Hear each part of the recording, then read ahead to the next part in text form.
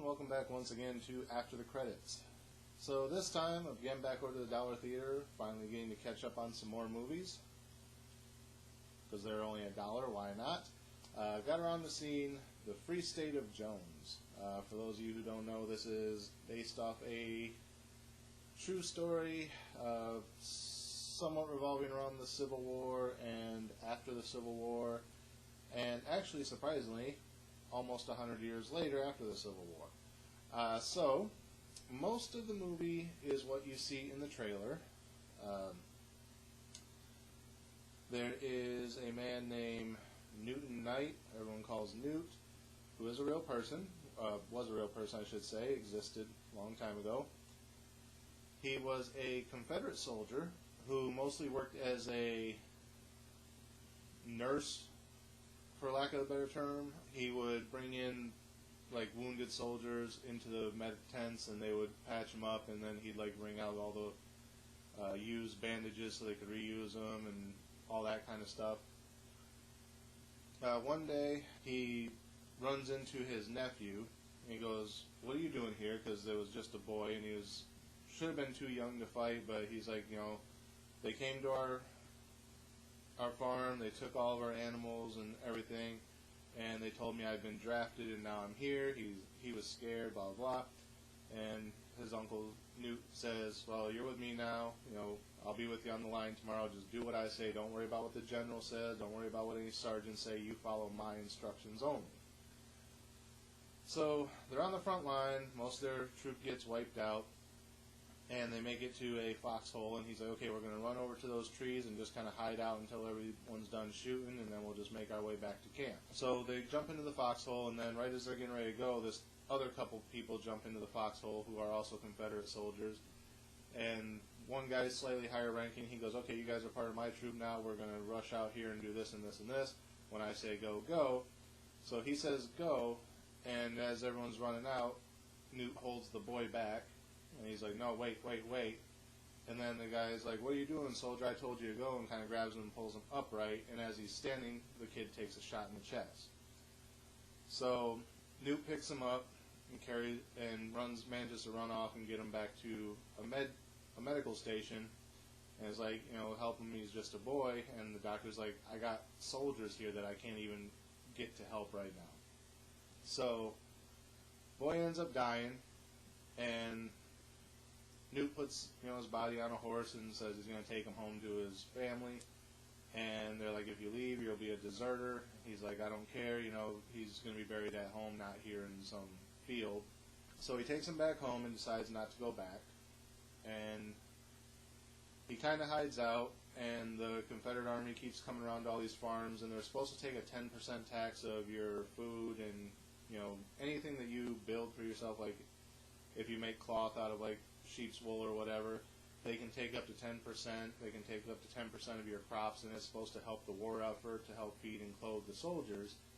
The tax collector that's coming around is basically taking everything and leaving the people less than 10% to live off of through the winter.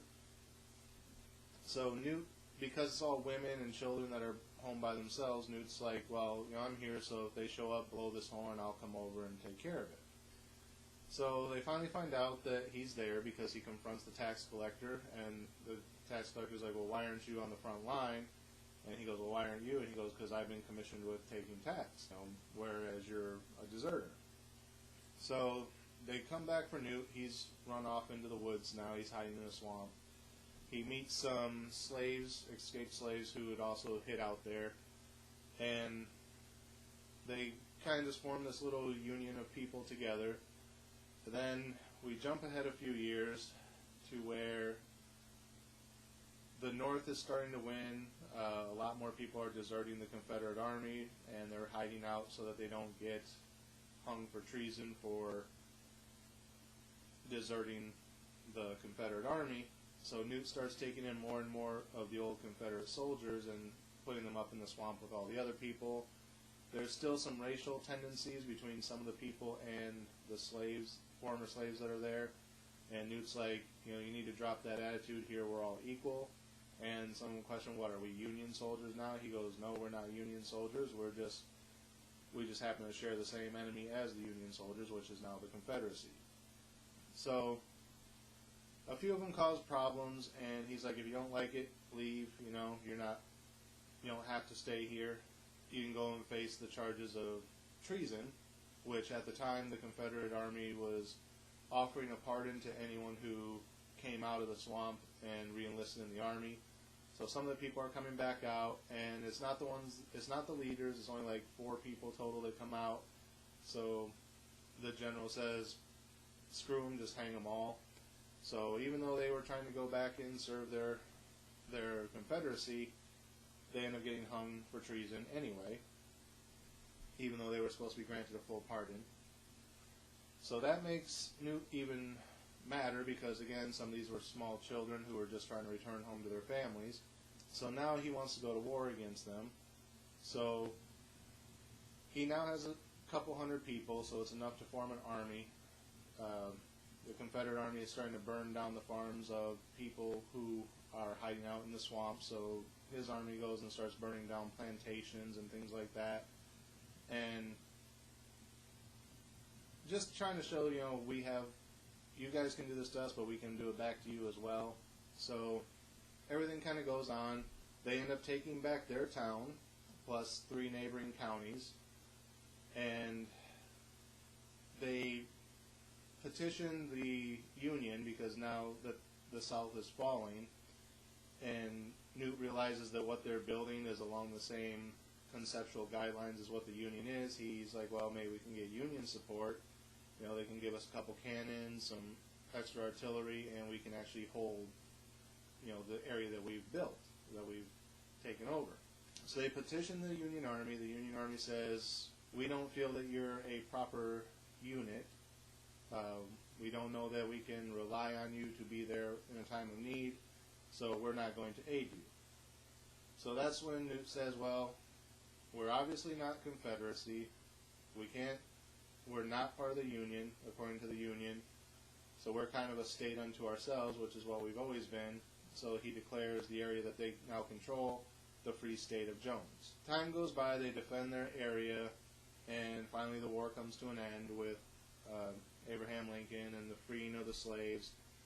And then it goes on to show the continued hardships that black men and women had to go through even after emancipation. Like, they would create new laws where you're no longer a slave, now you're considered an apprentice. So anyone who formerly had papers on a slave can now pull them back into a life of servitude, saying that they're under an apprenticeship of the master. Basically, the master is teaching the apprentices how to farm and pick cotton and that whole industry, even though it's not. It's free labor out in the fields based on former slavery.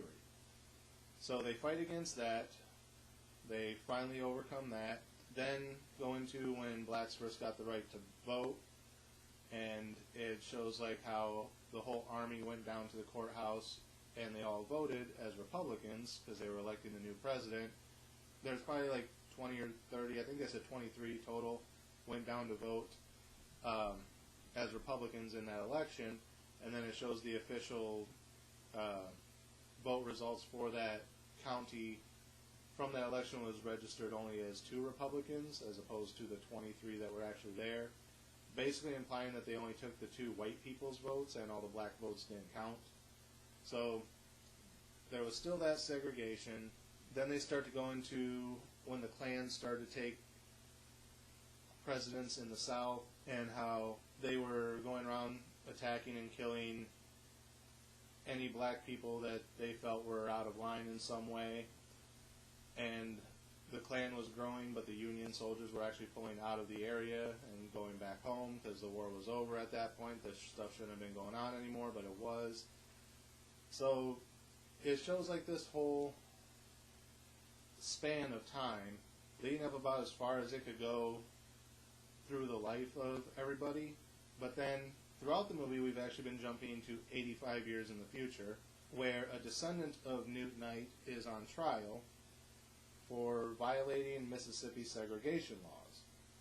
Now the reason he's violated these segregation laws is he identifies as white, he looks white, he's married to a white woman, but because there's some controversy that his great-great-grandmother may have been a black lady, because it's Newt's wife actually leaves him at one point, and he kind of gets involved with this black lady who was part of the slave group that was hiding in the swamp.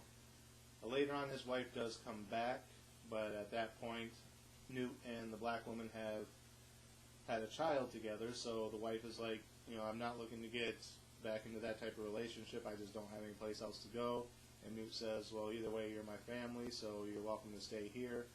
So then there's this trial 85 years later to identify who this guy's great-grandmother, I guess, would have been, whether it was the black wife of Newt, since they were never officially allowed to be married. They couldn't be husband and wife, but they ended up living together throughout the rest of their lives, had a kid together. So is she his actual great-grandmother, or was it Newt's first wife? Had they gotten back together at some point and produced another child, is what the whole court case is about. Because apparently Mississippi's segregation laws at the time was if your bloodline is at least 1/8, I believe they said, or 1/16, you are considered black. So if your great-great-grandmother was black, but she was with a white guy, produced a child, that child was with a white person, produced another child. So you're white the rest of the way down, but that one black so far back, if it's within 1/8 of your percentage, you would still be considered black, which puts you in violation of segregation laws if you then marry a white woman.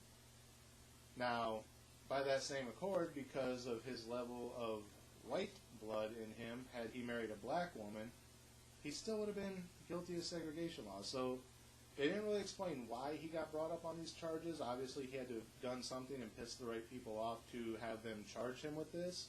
It wasn't just something that was brought up out of the blue. But they didn't really go into the reasoning behind it in the movie. It's just he's on trial for being 1/8 black and marrying a white woman. So they offer him a plea deal to where he can have his marriage annulled and leave the state, and he won't face any charges, and he basically tells them to go fuck themselves. And so kind of living up to the history of his ancestor, living up to the legacy, the reputation, saying, he didn't stand for any shit, I'm not going to stand for any shit either. So we follow that story also, but it's peppered in very sparingly throughout the course of the other movie. We just kind of jump here, see what the next part of this is, go back to Newt's life for a long period of time, then we jump back up here, catch up with the grandson, great-grandson, whatever he is, jump back to Newt's life, eventually come back. So it's peppered in throughout, so it's not horrible. What did I think of it overall? It was actually a really decent film for what it was. It goes a lot in depth of something a lot of people don't realize, is that even after slavery ended and Lincoln, freed all the slaves, filed the Emancipation Proclamation, all that, there was still a lot of slavery going on. There was still a lot of problems with segregation. There was still a lot of just rights not being respected that were put into place. And it's something in history that I hear a lot of people forget about. They're like, oh, well, Lincoln freed the slaves. And it's like, yeah, but a lot more happened after that. So overall, I enjoyed the movie for what it was. I do like the history of it. I was kind of hesitant on whether or not I was going to like it, because I usually don't like period pieces too much. I usually don't like much about the Civil War. I liked Gettysburg, I liked Glory, things like that. But those were like only a couple of the movies I like. Usually those types of period pieces, I'm just like, I don't really care about this. It's something I've seen before. I don't need another story about it. This one was actually worth the watch. And I was kind of hesitant to watch it, thinking it might not be.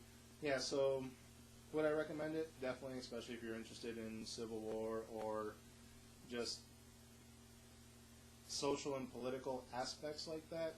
It's a lot of history. If you're into history, definitely check it out, because it actually tells you a lot of things that you don't hear in school. So yeah, what would I give it as far as a star rating?